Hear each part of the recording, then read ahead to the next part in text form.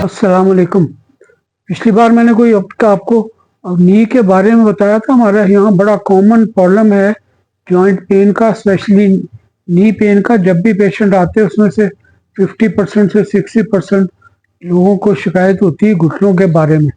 तो पिछली बार मैंने स्ट्रक्चर का बताया था और साथ उसके लिगामेंट्स वगैरह का बताया था। तो जो मोर कॉमन चीज़ें हैं उसके अंदर ऑस्टियोपोरोसिस है, ऑस्टियोआर्थराइटिस है, जो कि हमारे ज़्यादातर फीमेल्स में देखने में आता है 40-45 की एज इससे ज़्यादा में। फिर कुछ डिजीज़ हैं, जैसे मैंने कहा था रूमेटॉइड आर्थराइटिस है जो ऑटोइम्यून डिजीज़ है। उसमें जॉइंट की उसकी कार्टिलेज की दरमियान में डिस्ट्रक्शन हो जाती है।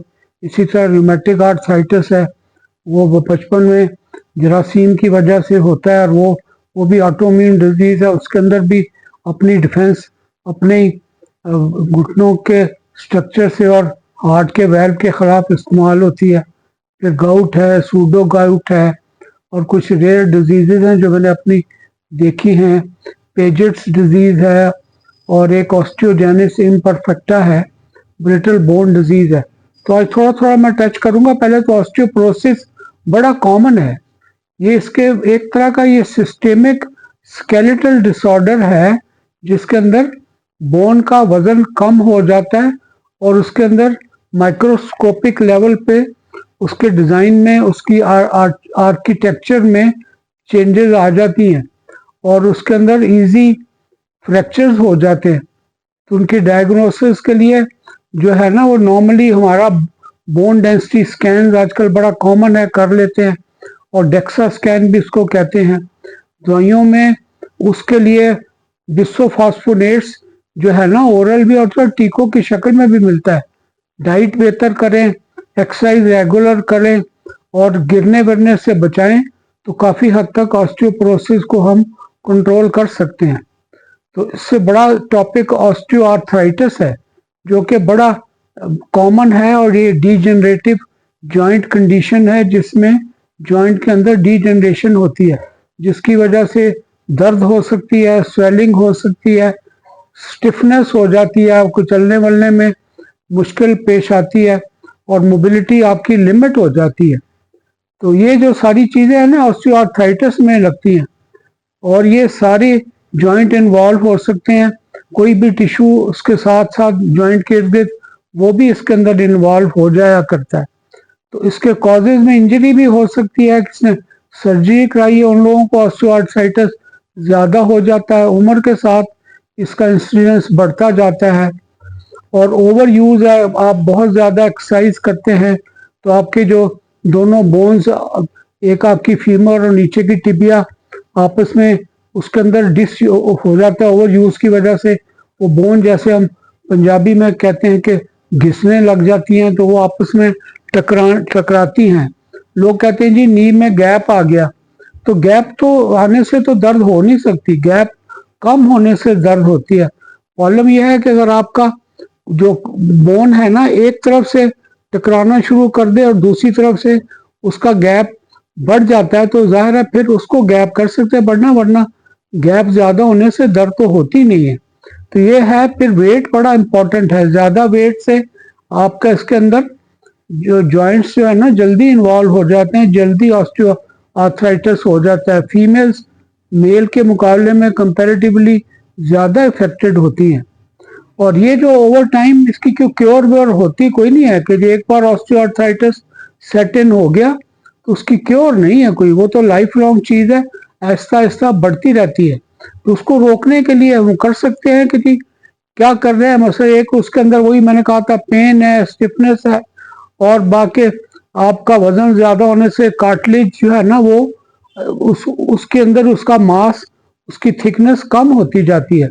और जब उसकी कार्टिलेज की थिकनेस कम आ जाए तो दोनों बोन की जो आर्टिकुलर सरफेसेस हैं वो करीब आती हैं और उसका सबब हो जाता है, दर्द का सबब बनती है, और लोगों की लिमिट होती जाती है। तो नॉर्मली 2-3-4 तरह का इसको वो कर लेते हैं किसकी स्टेजेस में। एक तो स्टेज 1 है जिसके अंदर ये माइनर ऑस्टियोआर्थराइटिस है, उसके अंदर हल्की सी वियर एंड टियर उस कार्टिलेज में आती है, लेकिन कोई पेन अभी ज़्यादा नहीं होती और मोबिलिटी में रिस्ट्रिक्शन कोई नहीं होती। ये माइनर माइल्ड किस्म की डिजीज है। उसके बाद फिर आ जाते हैं कि स्टेज 2 में, पहली तो माइनर कहा था, दूसरी में माइल्ड आ जाता है, जिसके अंदर आपको थोड़ा सा दर्द होने लगता है, स्टिफनेस आ जाती है। स्टिफनेस के साथ साथ मूवमेंट पे, रनिंग पे, वॉकिंग वॉकिंग करने से, स्क्वेटिंग, उकड़ू बैठने से उसके अंदर दर्द हो जाए करती है। तो ये स्टेज 2 है, ये माइल्ड डिजीज है। तीसरी स्टेज है मॉडरेट डिजीज है, जिसके अंदर सिग्निफिकेंट लॉस होता है कार्टिलेज का, यानी काफी कार्टिलेज अभी खत्म नहीं होती, लेकिन काफी सारा उसका जो है ना कम हो जाती है, पतली हो जाती है, जिसकी वजह से जाहिर है ज्यादा दर्द होने लगती है रनिंग पे, वॉकिंग पे। तो वो आपको स्वेटिंग में, सब चीजों में दर्द की नौयत मॉडरेट माइल्ड के मुकाबले में ज्यादा हो जाती है मॉडरेट में। इसके बाद स्टेज 4 है, जो कि सीवियर ऑस्टियोआर्थराइटिस है। इसमें ऑलमोस्ट कार्टिलेज दरमियान से गायब ही हो जाती है और बोन ऑलमोस्ट टकराने लगती है। तो यह इस स्टेज पे उसकी रिकवरी वगैरह बड़ी मुश्किल होती है, ट्रीटमेंट काम नहीं करती। तो ये स्टेज है जिसमें हम TKR कहते हैं, टोटल नी रिप्लेसमेंट की तरफ जाना पड़ता है। वो भी इलाज है ज़ाहिर, इसके अलावा कोई चारा नहीं है। तो डायग्नोसिस कैसे हैं? एक तो फिजिकल एग्जामिनेशन में डॉक्टरों को उनकी हिस्ट्री पता करके पता चल जाता है कि ऑस्टियोआर्थराइटिस है। दूसरा इमेजिंग होती है, लोग MRI करा लेते हैं, उसमें बड़ी डिटेल वाज़ह हो जाती है। डेक्सा स्कैन जैसे ऑस्टियोप्रोसिस में करते हैं, इसमें भी हेल्प करता है। फिर कभी कभी लोग, ये हमारे ऑर्थोपेडिक लोग ऑर्थोस्कोपी करते हैं, खुर्दबीन से जोड़ के अंदर जाके उसकी सर्फेस का मुशाहिदा कर लेते हैं कि क्या आपकी कार्टिलेज बिल्कुल गायब हो गई है, हल्की वियर एंड टियर है, या ज़्यादा लॉस हुआ है। फिर ब्लड टेस्ट होते हैं, लोग ब्लड टेस्ट मुख्तलिफ तरह के चीज़ों में ब्लड टेस्ट होते हैं, मतलब रूमाटाइड आर्थराइटिस में और टेस्ट होता है, और इसके अंदर तो कोई ख़ास टेस्ट के अंदर ऐसी चीज़ आती नहीं है। कुछ और डिजीज़े हैं जिसमें अल्कलाइन फॉस्फेटेज कर लेते हैं, तो ये भी एक आर्मामेंटेरियम है तशखीस के मामले में। और कभी कभार आपको फ्यूजन हो जाए, जॉइंट में पानी हो जाए, तो जो फ्लूइड होता है ना उसको एस्पिरेट कर लेते हैं, सिरिंज से अंदर जाके उसको थोड़ा सा पानी लेके उसको एनालिसिस कर लेते हैं कि इसके अंदर कोई इन्फेक्शन तो नहीं है, कोई प्रॉब्लम सेल्स कैसे हैं। वो भी एक तरह का डायग्नोस्टिक प्रॉब्लम है। तो ये आपका जो सिम्टम्स होते हैं, इसके अंदर शुरू शुरू में यही होता है कि जब चलते हैं तो उससे सिम्टम्स ज़्यादा हो जाते हैं, बैठने से थोड़ा सा आराम फील होता है, सुकून मिलता है। और स्पेशली जो मॉर्निंग पे स्टिफनेस ज़्यादा होती है, और आफ्टर प्रोलॉन्ग सिटिंग से भी आपको प्रॉब्लम आता है, स्वेलिंग हो जाती है, और आपको बेंडिंग में, और आपको जो स्क्वेटिंग में और स्ट्रेट चलने में मुश्किल पेश आने लगती है, ये भी प्रॉब्लम है। फिर उसके अलावा आपका नॉइजी नी हो जाता है, नॉइजी में का आवाज़ आती है, क्रैकलिंग की, स्क्वीकिंग की और स्नैपिंग, जो वो बेंड करने से, सीधा करने से लोग कहते हैं कि जी मैं बेंड करती हूँ तो मुझे क्रिटिक करके आवाज़ आती है। तो ये भी वन ऑफ द सिम्टम्स हैं जिसके ऊपर हमें पता चलता है कि जी ये अब नी जो है ना ऐसा ऐसा करके ख़राब हो रहा है। मैं तो नॉर्मली देखता हूँ सुई शक्ल में कि नी बेंड होने लगते, वो एक फिक्स फ्लेक्शन में चले जाते हैं, यानी बेंड है और सीधा नहीं हो रहा। इसका मतलब है कि जो आर्टिकुलर जो कार्टिलेज है वो दरमियान में गायब हो गई है। और ये स्टेज है जिसको अगर शदीद स्टेज है, सीवियर स्टेज है, जिसमें total knee replacement orthopaedic doctor recommend करते हैं।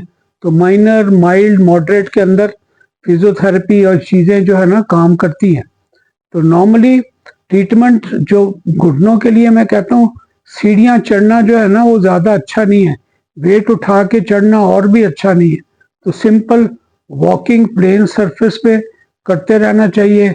साइकिलिंग एक बहुत अच्छा जरिया है। वो साइकिलिंग जो अर्गोमीटर जिसको कहते हैं, वो स्टैटिक जो स्टैंड पे खड़ी होती, उसको चलाने से घुटनों पे ज़्यादा स्ट्रेन नहीं पड़ता। स्विमिंग बहुत अच्छा है, जो लोग कर सकते हैं, जिनको आती है, जिनका फैसिलिटीज़ है, ये भी घुटनों के बड़ी जो है ना वो बेनिफिशियल है।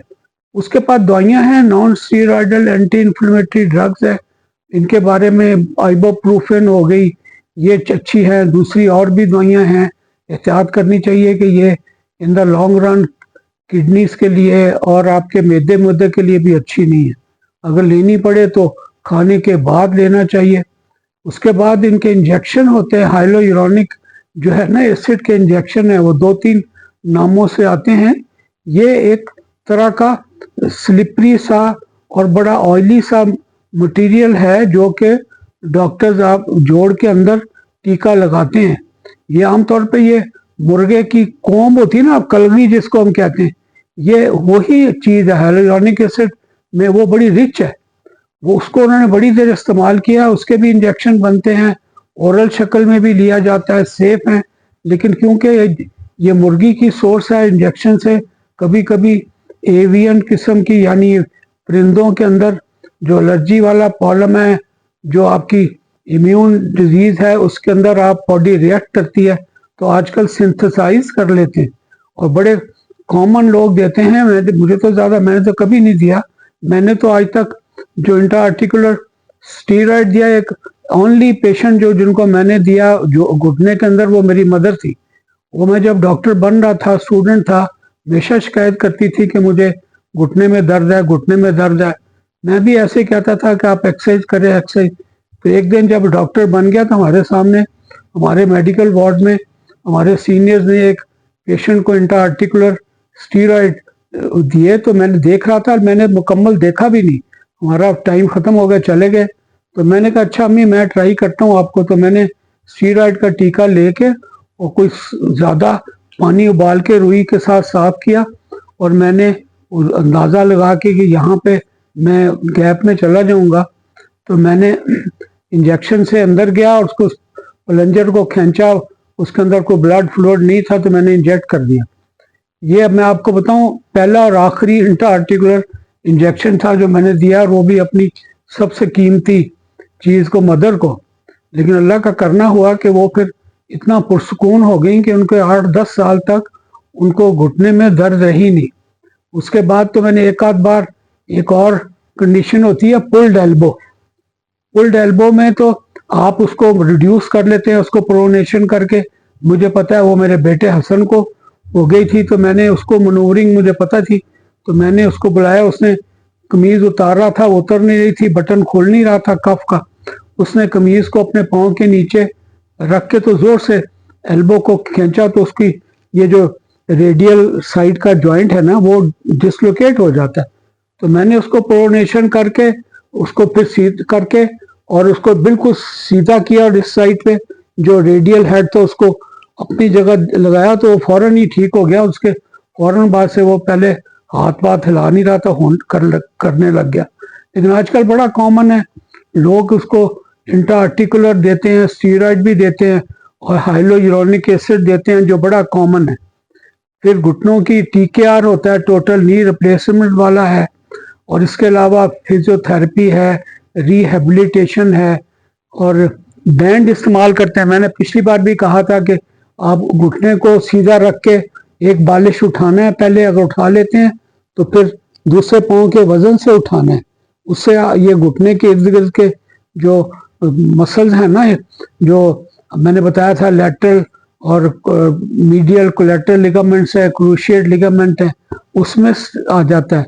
दूसरा लोग एक बैंड ट्रीटमेंट करते हैं, घुटना सीधा रख के एक बैंड आप पंजे के ऊपर से रख के और वो खींच के रखते हैं और फिर उससे पाँव को ऊपर उठाते हैं ऐसे, उसको बैंड ट्रीटमेंट। उससे भी नीज के अंदर बड़ी बेहतरी हो जाती है। और ऊपर से दबाने से घुटनों को 90 के एंगल पे तो कम से कम फिक्स फ्लेक्शन में, डिफॉर्मिटी में जा रहे होते हैं, नी बेंड होना शुरू कर देता है। जब बेंड हो जाए तो फिर इंसान चलता नहीं है, एक टांग लंबी है एक छोटी हो जाती है उसकी बेंड की वजह से, तो बड़े मसाइल आते हैं।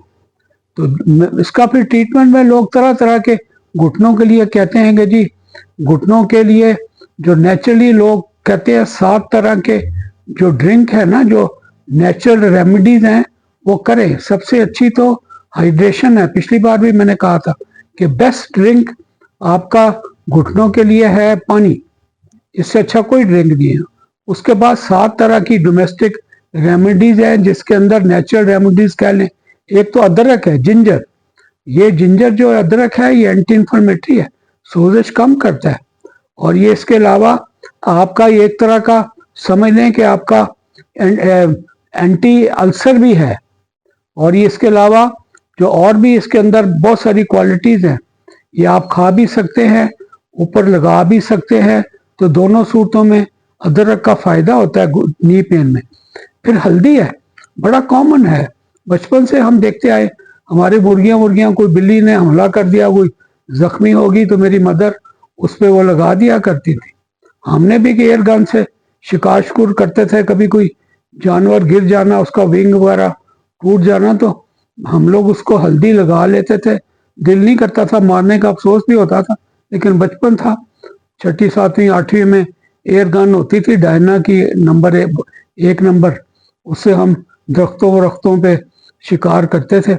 और मैंने पता है कि टर्मा जो आपकी हल्दी है ना, ये इसमें बड़ी हीलिंग पावर है, ऊपर लगा भी सकते हैं और इसके अलावा कई तरह की चीज़ों में इस्तेमाल होती है। तीसरा उसके बाद फिर नॉर्मल जो लेमन हमारा है, नींबू है, नींबू में बड़ी हीलिंग पावर है। इसका जो पील होता है, ऊपर का छिलका इवन, वो आप किसी कपड़े में, गीले कपड़े में डाल के ऊपर लगाएं, उससे सुकून आता है। उसके अलावा इसको तो कई लोग सेस्मिक जो सीड के अंदर मिला के इसको अप्लाई करते हैं। फिर लेमन टी है, ये लोग है, और लेमोनेड है, पानी, नींबू का पानी बड़ा हीलिंग करता है इन चीज़ों में, इनमें जाके थोड़ा सा ये नेचुरल रेमेडीज में आता है।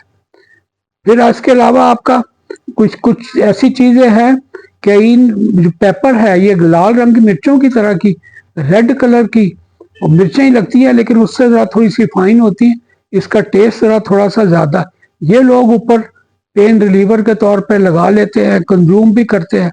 फिर मस्टर्ड है, मस्टर्ड जो है ना, बड़ा इसके अंदर बड़ा हीलिंग पावर है।